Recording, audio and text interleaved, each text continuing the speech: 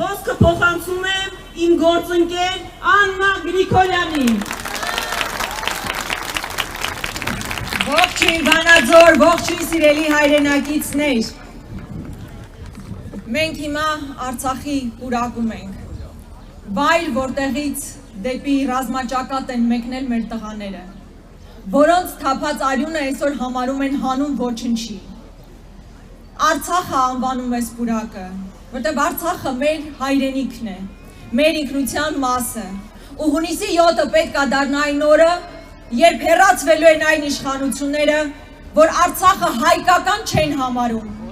իսկ տղաների սխրագործությունները ուղղակի ճակատագրական սխալ։ Հունիսի 7-ին մենք միասին բոլորս պետք է չեզոքացնենք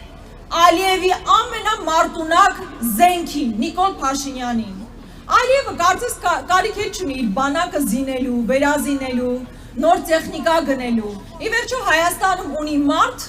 ով իր բոլոր պահանջներն իրականացնում է, նույնիսկ թեթև կմահաճույքներն է իրականացնում։ Եվ մենք միասին պետք է ձևավորենք այնպիսի իշխանություն, որ առաջնորդվում է բացառապես Հայաստանի Հանրապետության շահերով եւ պահպանում է սեփական հայկական ինքնությունը։ Եվ հունիսի 7-ին դա մենք միասին իրականացնելու ենք։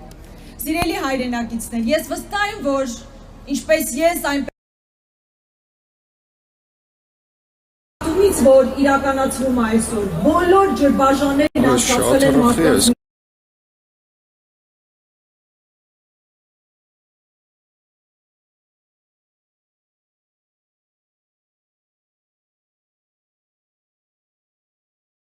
պատճառով, սա ուղղակի անթույլատրելի է։ Բաժանիր, որ տիրես քաղաքականությունը պետքա մերժվի, մենք բոլորս պետքա միավորվենք իրական սպառնալիքների դեմ, իսկ իրական սպառնալիքները Հայաստանից դուրս են, Հայաստանի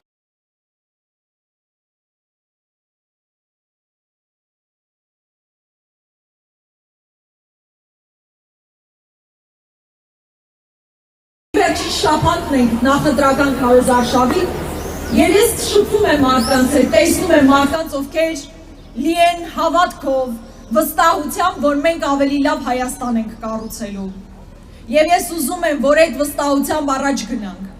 այդ վստահությամբ վարակենք մեր հարազատներին, մեր հարևաններին, մարդկանց, ովքեր դեռևս տարակուսում են, մասնակցել ընտրություններին, թե չմասնակցել ընտրություններին, այդ վստահությունը փոխանցեք մարդկանց,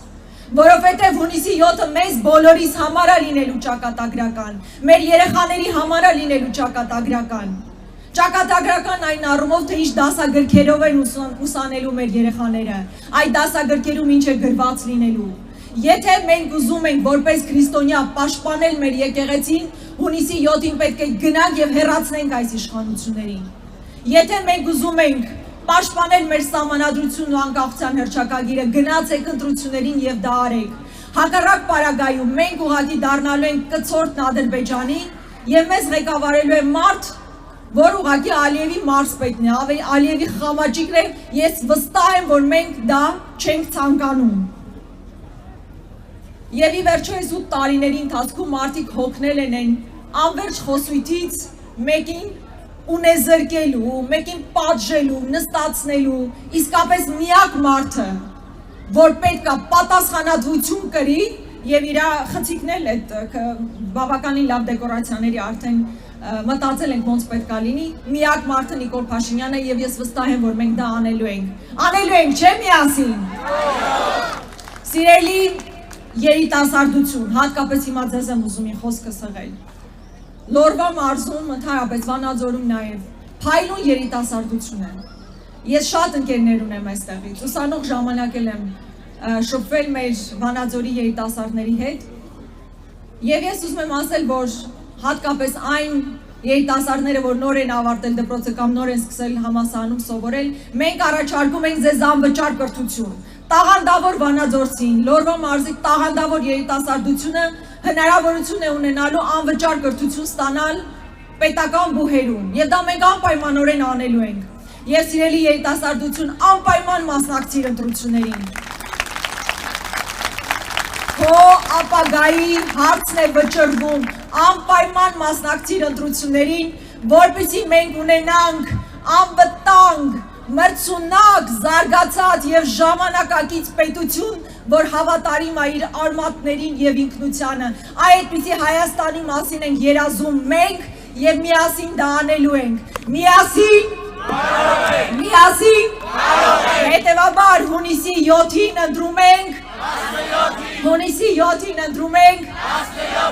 եւ քանի որ մենք բոլորս շատ սիրում ենք մեր երկիրը Հայաստանը, ես առաջարկում եմ բարձր Հայաստան վանկարկումներով շարունակենք մեր ցույցը։ Հայաստան!